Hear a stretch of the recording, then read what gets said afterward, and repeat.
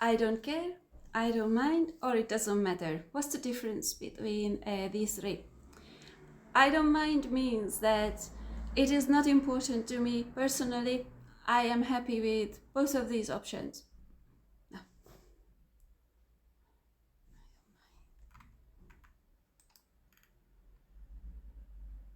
No. I don't mind.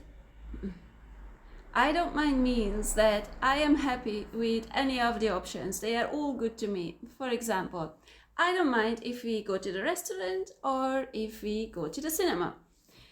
I don't care means that it's not important to me personally.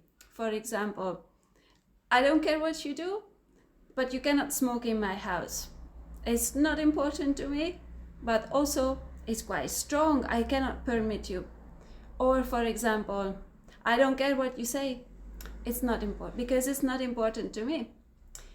It doesn't matter, on the other hand, means that a thing is not important. For example, if my friend comes to my house and breaks a glass of water, I can say, it doesn't matter, don't worry about it.